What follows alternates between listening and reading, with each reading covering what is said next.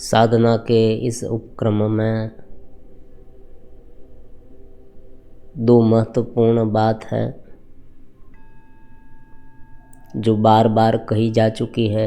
एक है ज्ञान और दूसरा है उसे ढालने की क्रिया। आत्मज्ञान कैसे पाया जा सकता है, क्या उनकी विधि है?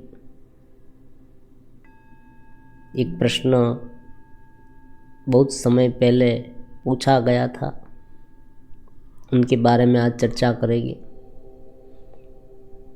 आत्मज्ञान जो है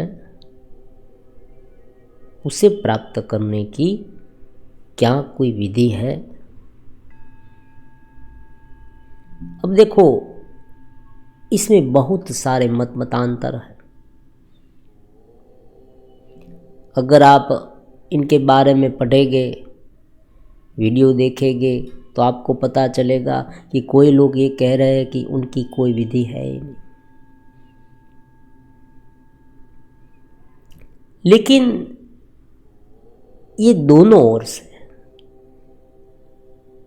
इनकी विधि है भी और नहीं भी है। सबसे पहले ये जानना होगा कि आत्मज्ञान क्या है। आत्मज्ञान मतलब अपने आप का ज्ञान। अगर हमारे पास हमारा आत्मा है तो उन्हें जानने के लिए भला दूसरे व्यक्ति को क्यों पूछना पड़ेगा? दूसरे व्यक्ति को हम पूछने जाए कि भाई मुझे मेरा आत्मा देखना है, तो तुम मुझे बताओ कि मेरा आत्मा कहाँ है। ऐसा कभी हो सकता है क्या? मतलब कहने का मतलब एक ही है कि हमारे भीतर हमारा अपना आत्मा है। हम आत्मा के कारण ही हम बोल रहे हैं, सोच रहे हैं, सारी क्रियाएं कर रहे हैं, जीवन जी रहे हैं। तो इस आत्मा को देखने के लिए क्या कोई दूसरा व्यक्ति आके ये कहेगा कि तुम्हारा आत्मा ये है? तो ये तो नहीं हो सकता। तो इसलिए उनकी कोई विधि नहीं है, ऐसा कहा जाता। और दूसरी बात, सभी क्रियाएं आत्मा से होती है। देखना है, सोचना है, बोलना है, सुनना है, सूंघना है, चखना है, सारी क्रियाएं आत्मा से होती है। आपके भीतर जो चेतना है उनके माध्यम से ये क्रिया होती है। तो बहुत स्वाभाविक बात है कि हमारा आत्मा हमारे भीतर है, हम स्वयं हैं। हमें जो मैं हूं का अनुभव निरंतर हो रहा है वो आत्मा के कारण है। तो उन्हें जानने के लिए हमें क्या करना चाहिए? अब उसे जानना कैसा? जो हम स्वयं हैं उसे हम कैसे जानें? जो हम स्वयं हैं, हमें अपने आप की अनुभूति निरंतर हो रही है। समझे, मैं हूं का अनुभव निरंतर हो रहा है। ये वेदांत का सूर है। वेदांत का सूर ये है कि हमें अपने मैं की अनुभूति निरंतर होती है और ये जो मैं है वो परमात्मा का अंश है। समझे, अगर हमारे भीतर ये मैं की अनुभूति नहीं होती तो हम किसी भी चीज़ को जान नहीं पाते। जिस तरह से ये निर्जीव चीज़ है, देखो ये टेबल है, कुर्सी है, चेयर है, सब कुछ ये निर्जीव है। ये उसे अपने आप का अनुभव नहीं होता, वो किसी चीज़ को जान नहीं सकती। आज तो AI का युग आ गया है, हमें सब पता है। लेकिन फिर भी देखे, रोबोट में ये डाला गया है। रोबोट देख रहा है, लेकिन रोबोट अपने आप भीतर अनुभव नहीं कर रहा कि मैं देख रहा हूँ। समझे, रोबोट में ऐसी रचना की गई है कि रोबोट में ऐसे कैमरे डाले गए हैं कि कैमरे के द्वारा जो जो प्रतिबिंब आता है वो भीतर स्टोर होता है मेमोरी में। ये सब हो रहा है, लेकिन रोबोट को स्वयं अपनी अनुभूति नहीं है, अपना अस्तित्व वो महसूस नहीं कर रहा है। तो यहाँ से ही ब्रह्म की, आत्मा की एक खोज होती है शुरू। ये आत्मा शब्द आया यहाँ से कि एक मुर्दा व्यक्ति पड़ा है और एक व्यक्ति जिंदा है। आप कहेंगे ये जिंदा व्यक्ति है और ये मुर्दा व्यक्ति है, दोनों में क्या डिफरेंस है? ये सांस ले रहा है, ये बोल रहा है, ये सोच रहा है, ये अपने आप का अनुभव कर रहा है कि मैं हूँ। तो स्वाभाविक रूप में हमें अपने आप का अनुभव करने के लिए क्या करना होगा? उनकी क्या पद्धति हो सकती है? यही बात जानने के लिए सारे शास्त्र हैं। और इस बात को जानना, उनकी पूरी प्रोसेस को हम क्या कहेंगे? ब्रह्म विद्या। ये चैनल जो है उनका मकसद क्या है? ब्रह्म विद्या। ब्रह्म विद्यायाम योग शास्त्रे, समझे? ब्रह्म विद्या को प्राप्त करना, ब्रह्म को जानना, परमात्मा को जानना। पहले अपने आत्मा को जाने, फिर हम परमात्मा को जान सकते हैं। ब्रह्म माने परमात्मा, दिव्य चेतनवंत आत्मा।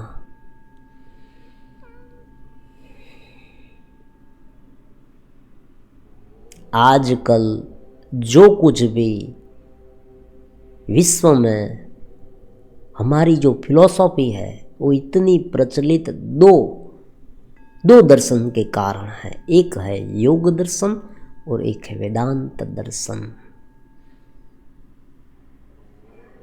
हमें जान के ताज्जुब होगा कि जर्मन में संस्कृत का अभ्यास कराया जाता है। जो वहाँ के स्नातक है उनके लिए संस्कृत कंपलसरी किया गया है। समझे? संस्कृत कितनी बड़ी लैंग्वेज है, गहन है, और उसमें भी ये जो ज्ञान है, तत्व का ज्ञान, वो कितना बड़ा है, कितना गहरा है, कितना महान है, कितना दिव्य है, जीवन को ऊपर उठाने वाला है।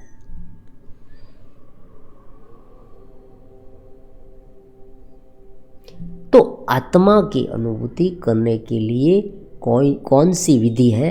तो विधि है, उनका नाम है ब्रह्म विद्या।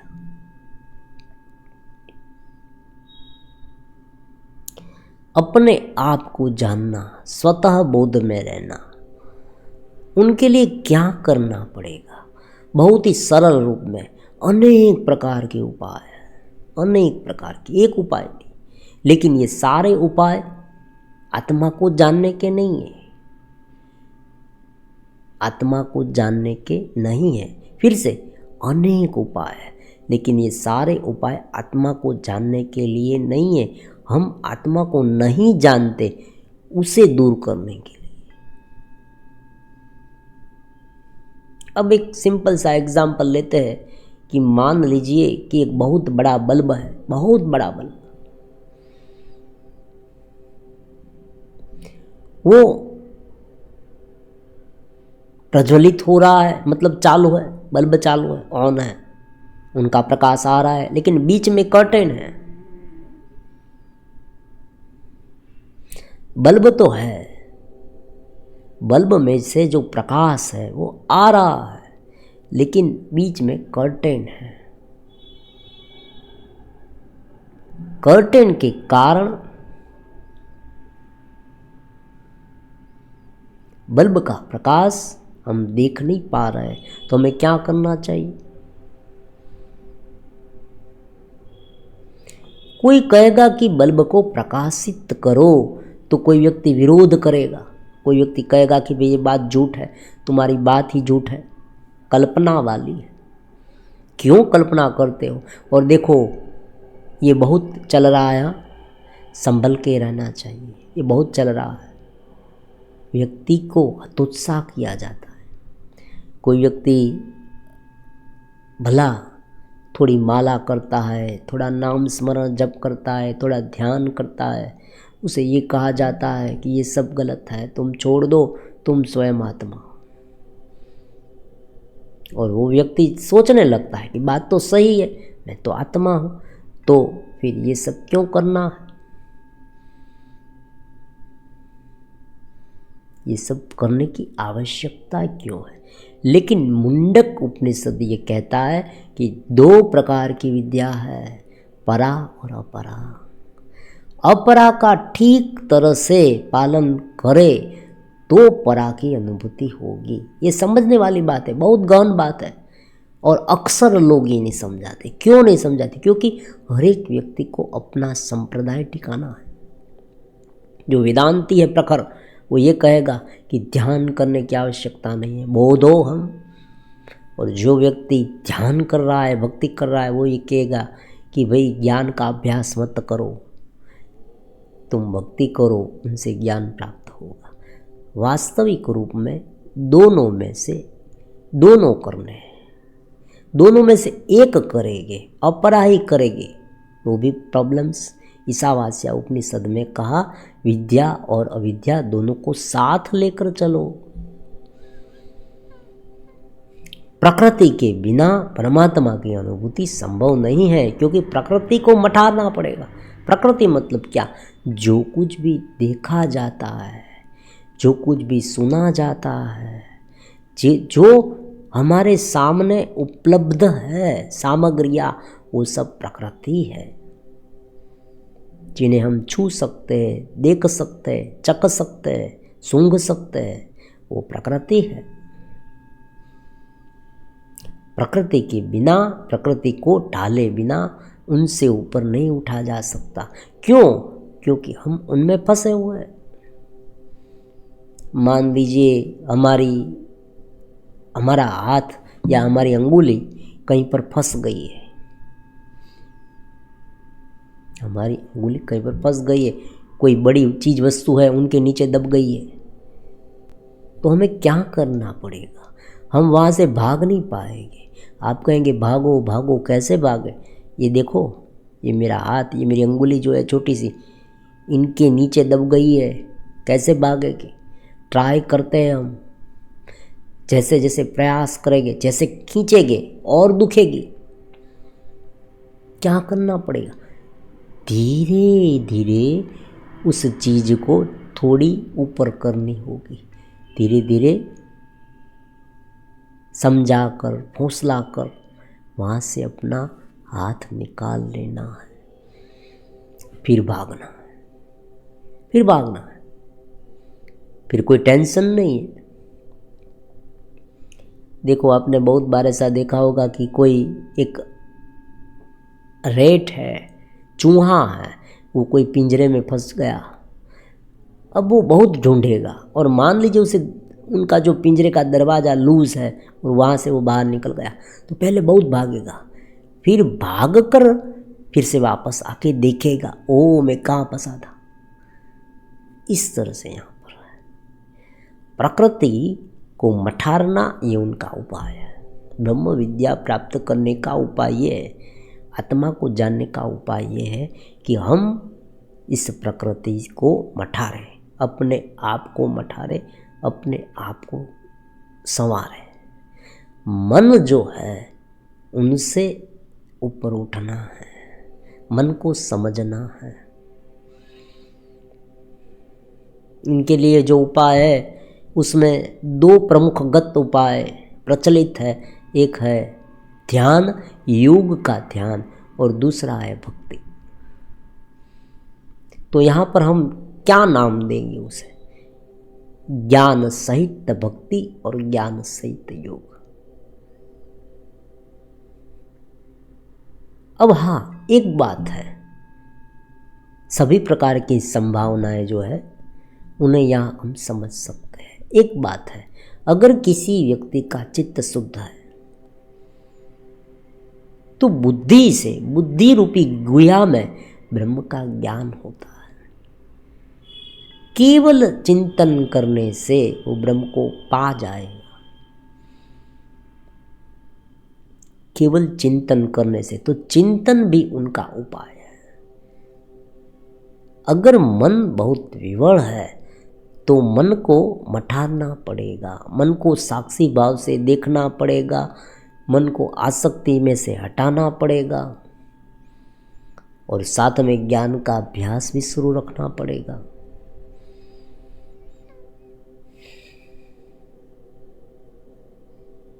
और इन सब के लिए अगर कोई व्यक्ति, कोई साधक वास्तव में तैयार है तो इस नंबर पर कांटेक्ट कर सकता है, उसे अवश्य मार्गदर्शन मिलेगा।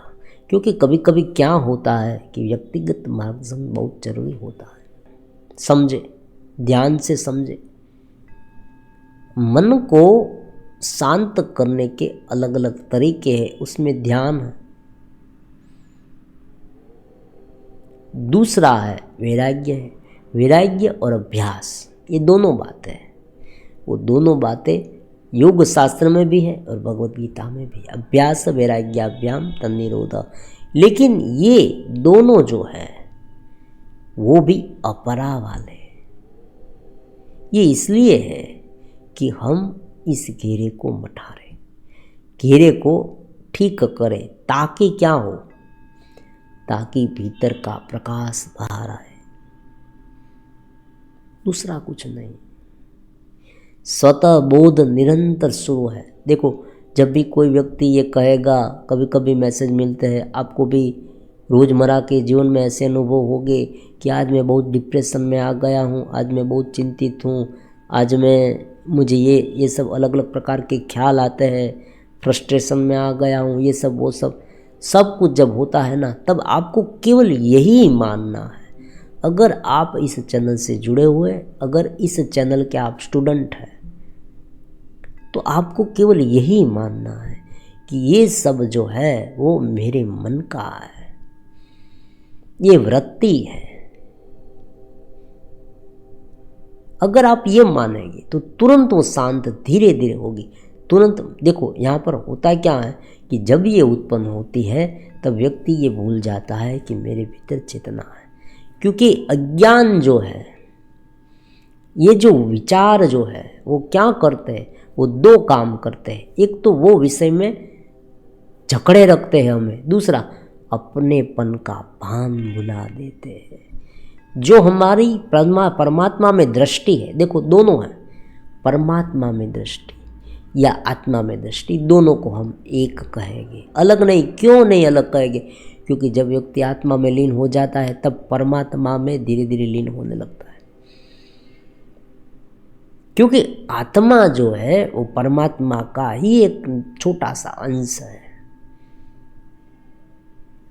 उनसे विपरीत जो व्यक्ति परमात्मा में लीन होता जाएगा वो अपने आत्मा को जान लेगा। इसीलिए नाम स्मरण से ये हो सकता है, भगवत भक्ति से भी ये हो सकता है।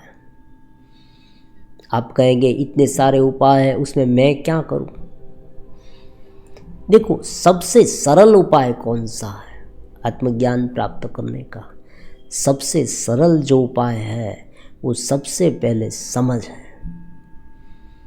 समझ बहुत ही जरूरी है, अंडरस्टैंडिंग उसे कहेंगे, समझ।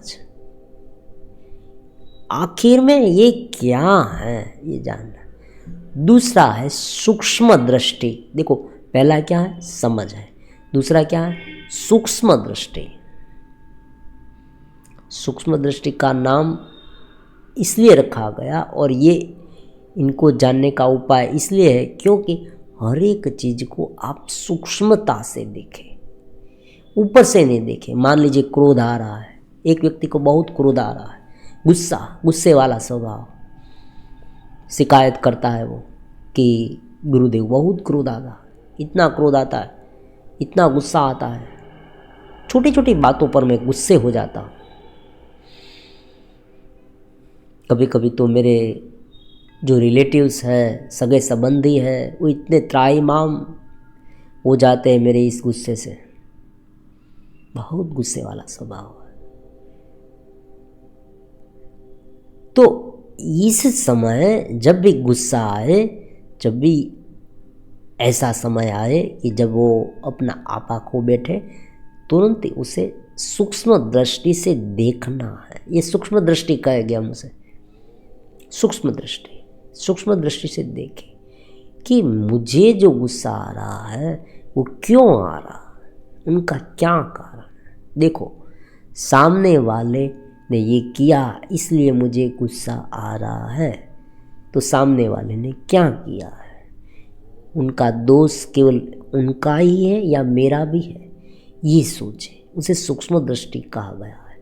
जो भी घटनाएं घटती है उसे हूबहू एक्सेप्ट करने के बजाय उनका पृथक्करण करना, पोस्टमार्टम करना कि ये क्या सच में वास्तव में है या नहीं है। ये जो मेरे साथ हो रहा है वो क्या वास्तव में मेरा ही है या कोई और किसी का? क्योंकि बहुत बार ऐसा होता है कि गुस्सा हमारा नहीं होता, वासना हमारी नहीं होती, क्रोध ईर्ष्या भी हमारी नहीं होती, ये कुछ कोई और लोगों की है। आपको नवीन लगेगा, ऐसा हो सकता है, ऐसा ही है।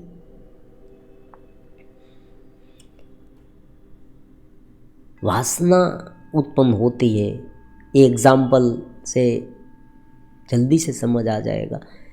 ऐसे दृश्य देखे, अब देखो दृश्य ऐसे देखे और वासना उत्पन्न, उधारी की है ये। वो चीज हमने देखी, उनके बारे में ऐसी सोच हमारे भीतर है, तो वो चीज हमने देखी और उनके अनुसार ये वासनाएं उत्पन्न हो गई। उनका मतलब ये होगा कि कंडीशनल हो गई, ये शर्तें हो गई।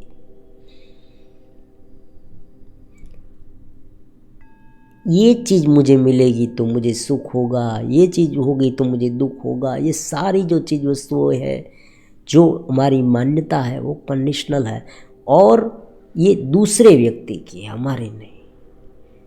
हमने कभी ना कभी ऐसी चीज़ वस्तुओं को भीतर आने दिया है और हम ये मानते हैं कि ये चीज़ जो है बहुत अच्छी है। तो वो इंद्रिय की हो, इंद्रिय के विषय की भी हो, वो हमारी नहीं है, इंद्रिय के विषय की है, ये प्रकृति की है, ये उधारी की है।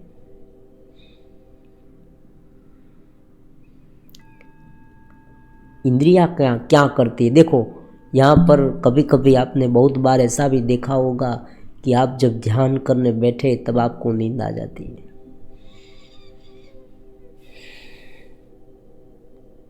आप जब ध्यान करने बैठते हैं ना, तब नींद आ जाती है।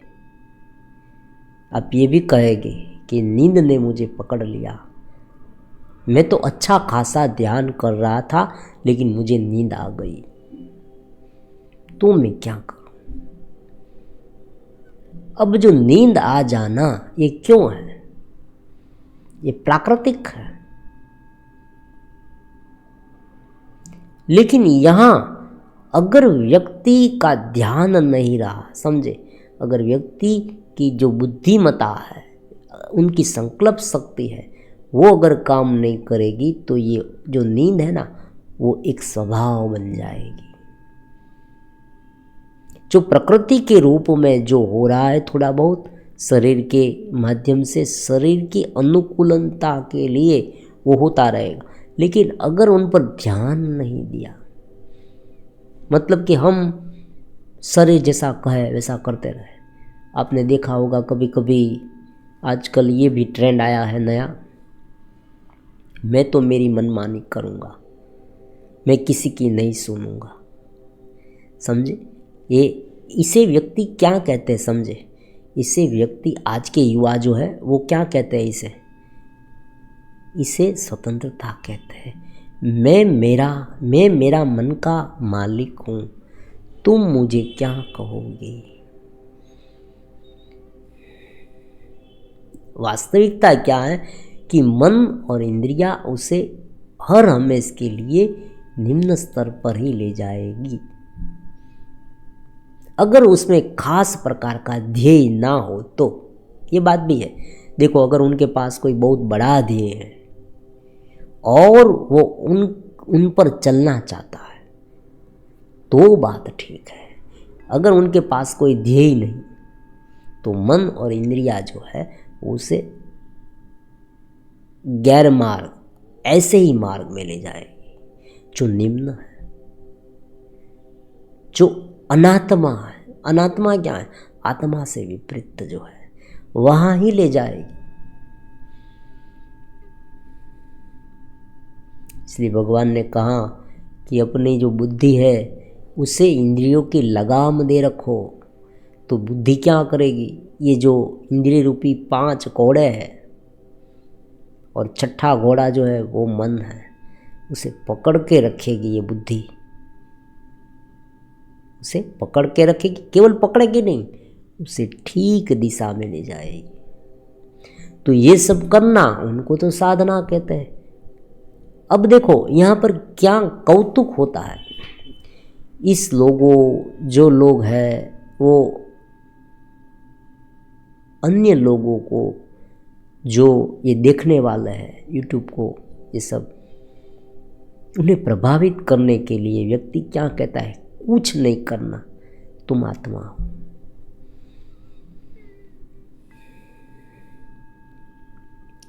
व्यक्ति आत्मा है, व्यक्ति ब्रह्म है, व्यक्ति चेतना है, व्यक्ति स्वतः पूर्ण है, व्यक्ति आनंद के भाव से लथबथ है। ये सब है, लेकिन कब?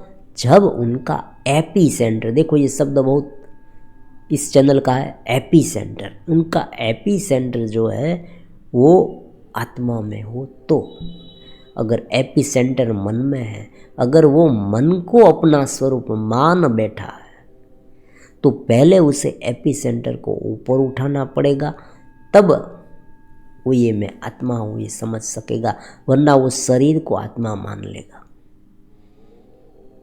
वो शरीर को ये मानेगा कि मैं आत्मा, मैं, और ये ही मानेगा कि मुझे, मान लीजिए कोई व्यक्ति को ये कुछ पता ही नहीं और हम इसे कहेंगे कि भाई तुम आत्मा हो, तो वो ये मानेगा तुम्हें कुछ करना ही नहीं, तो वो ये मानेगा कि मुझे सो जाना है, तो शांति से सो जाएगा।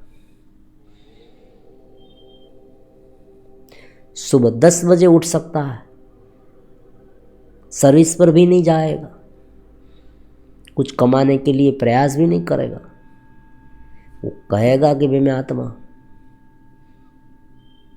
खाना खाएगा पेट भर से, क्योंकि वो इंद्रिया, वो ये कहेगा कि इंद्रिया कर रही है, मैं क्या कर रहा हूँ, मैं तो आत्मा हूँ। बोलेगा सब कुछ, लेकिन अनुभूति उसे नहीं होगी। अनुभूति जो है वो परमात्मा ने कैद कर रखी है। आनंद जो है वो परमात्मा के पास है। परमात्मा ने उस आनंद को एक बड़े बक्से में रखकर उन पर ताला लगा दिया। हमें ये आनंद तब ही मिलेगा जब हम इस प्रकृति से ऊपर उठेंगे, प्रकृति को ब्रह्म मानेंगे। कोई हाँ, एक बात है, कोई एक ऐसा उपाय भी है कि प्रकृति को ब्रह्म मानना, लेकिन ये उपाय है ना, ये जलद उपाय है। ये उपाय महद अंश से जो व्यक्ति ये कर रहे हैं ना, ये उपाय वो कभी कभी गिराने वाला है। हम ये कहेंगे ये बहुत मुश्किल काम है, प्रकृति को आत्मा मान लेना, क्योंकि वहाँ ब्रह्माकार वृत्ति होनी चाहिए। ये बात है। उनकी सूक्ष्म दृष्टि क्या है, उनका भाव क्या है, सूक्ष्म भाव, कि ब्रह्माकार वृत्ति अगर ना हो और प्रकृति को आत्मा मान लिया जाए तो प्रकृति के रूप में ही सामने आएगी। देखो एक छोटा सा एग्जाम्पल लेते हैं। कोई सुंदर स्त्री देखी, सुंदर स्त्री में परमात्मा है, हमने ये देखेगी, पर हम उस स्त्री को देखते रहे तो उन स्त्री के अलग अलग भागों को देखकर अगर वासना ना प्रकट हो तो बात अलग है, लेकिन उनके भागों को देखकर वासना प्रकट हो और उनके मुताबिक अगर व्यक्ति क्रियाएं करने लगे तो व्यक्ति फंस गया है। तो ये व्यक्ति आत्माकार वृत्ति वाला नहीं है, समझ लें। और जो व्यक्ति अष्टवक्र गीता का अनुसंधान देकर ये कह रहा है, उनको ये मालूम ही नहीं है। फिर से अष्टवक्र गीता पढ़ो, शुरुआत में लिखा है चित्त शुद्ध होना चाहिए और विषय को तुम विष समान जान, ऐसा कहा गया है। विषय को वो जो मुनि थे उसने ये जो गीता लिखी है वो किसके लिए लिखी है? बहुत उच्च लेवल के साधक के लिए, जिनकी सारी इंद्रियां शुद्ध हो गई, शांत हो गई है। देखो, जिनकी सारी इंद्रियां विकारों से अलिप्त हो गई है, यहाँ तो हाल क्या है, आधी रात को उठकर धीरे धीरे मोबाइल निकाल कर टाइप करने लगते हैं। देखते हैं, थोड़ा मज़ा आएगा। तो ऐसी स्थिति में ये ब्रह्म का, आत्मा का, मैं आत्मा हूँ, ये सारी जो बातें ना बहुत मुश्किल काम है। तो परा अपरा जो है उन्हें ठीक करना पड़ेगा। अब जल्दी से थोड़े उनके लक्षण बता देते हैं कि क्या क्या होता हो तो क्या करना चाहिए। मतलब कि ये आत्मा में रहना हो रहा है या नहीं हो रहा है, वो कैसे पता चले, व्यक्ति की जो स्वयं की पहचान कैसे करें। आज का वीडियो जो है वो बहुत ही इम्पोर्टेंट है साधकों के लिए, मित्रों के लिए हमारे। देखो यहाँ पर साधना का उपक्रम बताया गया है। साधना का उपक्रम मतलब क्या, कि हमें कौन सी साधना करनी। पहले आप समझे कि व्यक्ति जब साधना करेगा तब उसे शुरुआत ब्रह्म ज्ञान से करनी है। हो सकता है वो ब्रह्मज्ञानी हो, वो ब्रह्मज्ञानी हो सकता है। अपने आप को सत्य चित्त आनंद रूप ब्रह्म माने, मैं परमात्मा का अंश हूँ ये माने, मेरे भीतर परमात्मा है ये माने। ये अलग अलग धारणाएं हैं और ये जो धारणा है ना वो एक है। देखो फिर से, मैं सत्य चित्त आनंद हूँ, शुद्ध मैं में रहना, ये पहली धारणा। शुद्ध मैं, मन में नहीं, मन में विचार आ रहे उसे देखे, गुस्सा आ रहा है उसे देखे, हिंसा की वृत्ति उसे देखे। फिर मैं के, शुद्ध मैं के, चैतन्य के भाव में रहे। उनके लिए सुबह उठना है, ये सब जो देखो ये छोटे छोटे उपाय है ना, उनकी बात नहीं करेंगे। ये तो सभी को पता है कि भाई सुबह पर ध्यान करना होगा, रात को ध्यान करना होगा, या आप पूरे दिन कर सकते हैं, ये सब वो सब, ये बहुत सिंपल से उपाय है। जो साधक जुड़े हैं उन्हें तो करना ही है। स्नान आदि करके, ये सब कहने की बात नहीं है। इन शॉर्ट बहुत सिंपल सी बात है। ध्यान करना, ध्यान में रहना, पहले करना है। यहाँ भी विवाद है, ध्यान करना नहीं है, ध्यान में रहना है। कोई कह रहा है करना है, कोई कह रहा है रहना है। वही दोनों एक है। कैसे? पहले ध्यान करते हैं फिर ध्यान में रहते हैं। ध्यान किया ही नहीं तो ध्यान में कैसे रहेंगे। इन शॉर्ट ये जो दोनों बातें हैं ना, वो कैसी है समझे आप, कि ये दोनों बातें एक प्राइमरी की है और एक हाई स्कूल की है। जो बच्चा प्राइमरी में है उसे हम कहेंगे कि भाई किताब पढ़ो, और जो बच्चा हाई स्कूल में है उसे हम कहेंगे कि भाई तुम सब कुछ याद कर लो, तुम्हें याद होना चाहिए।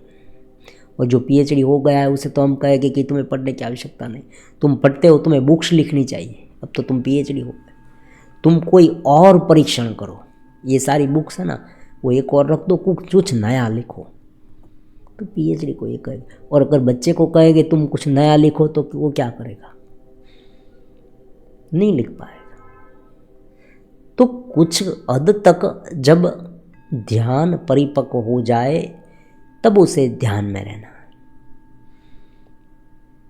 लेकिन शुरुआत में उसे चेतनवंत रहने की प्रैक्टिस करनी है। अगर वो वहाँ सफल हो गया तो उसे कुछ करने की आवश्यकता नहीं पड़ेगी, वो निरंतर ध्यान में रह सकता है। ये ऊपर का मार्ग है।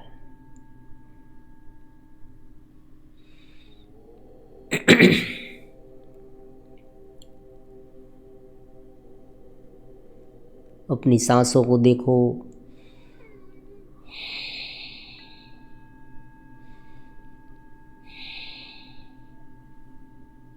वो चल रही है, क्या महसूस हो रहा है? क्या आपको आनंद आ रहा है?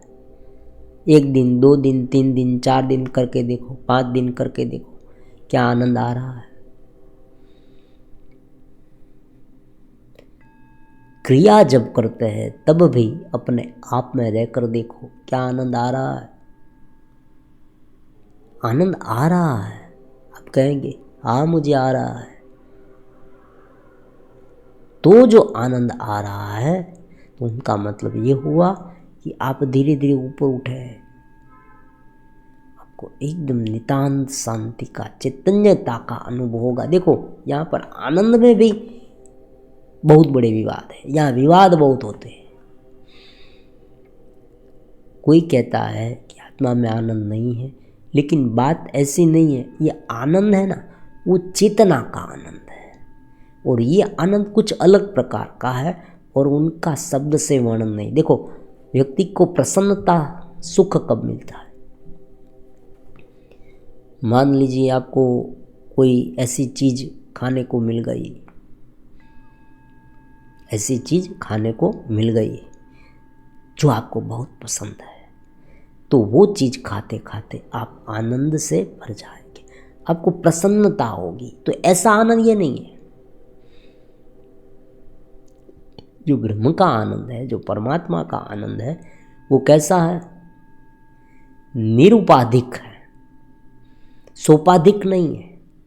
ये सोपाधिक ब्रह्म नहीं है, निरुपाधिक है। वो आनंद आपको कोई भी इंद्रिय से महसूस नहीं होगा। ये इंद्रियातीत है। ये तो वाचो निर्वतन्ते अप्राप्य मनसा सा, क्योंकि वहाँ से जो इंद्रिया है, मन है, वो वापस आ जाते हैं। ऐसा वो आनंद है, अद्भुत आनंद है।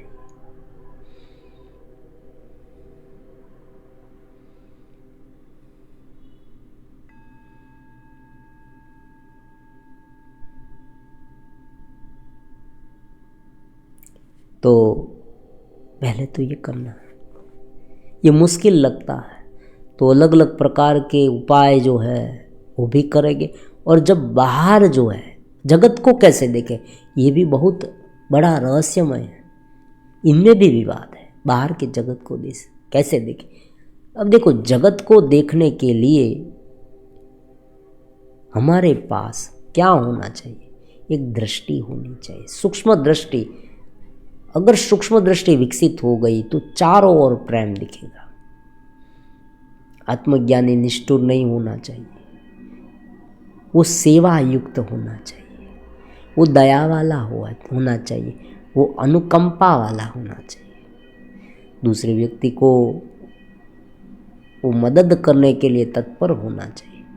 नहीं नहीं नहीं, भागो भागो यहाँ से, वरना वो हमें पकड़ लेगा। ऐसी बात आत्मज्ञानी में नहीं होती।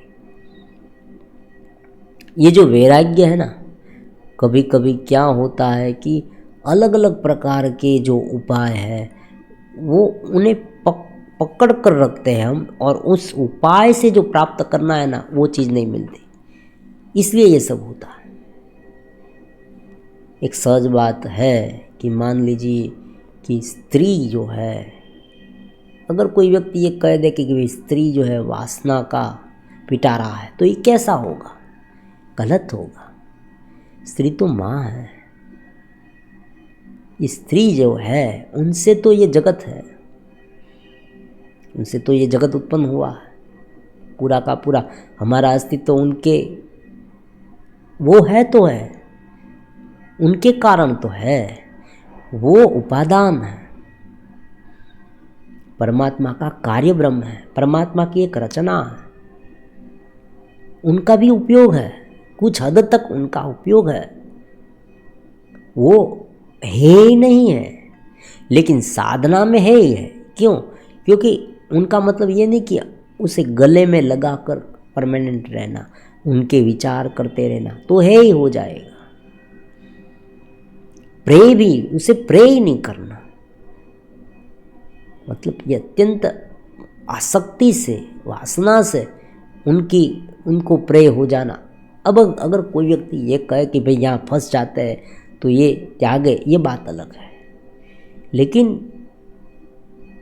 वो गलत है, ऐसी बात नहीं। तो ये सूक्ष्म दृष्टि है।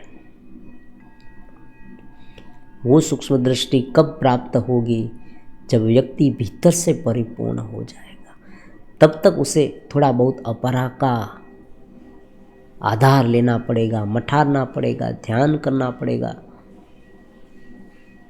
स्वबोध की ओर जाना पड़ेगा, विवेक ज्ञान से काम लेना पड़ेगा। ये सारे उपाय एक दूसरे के साथ जुड़े हुए हैं।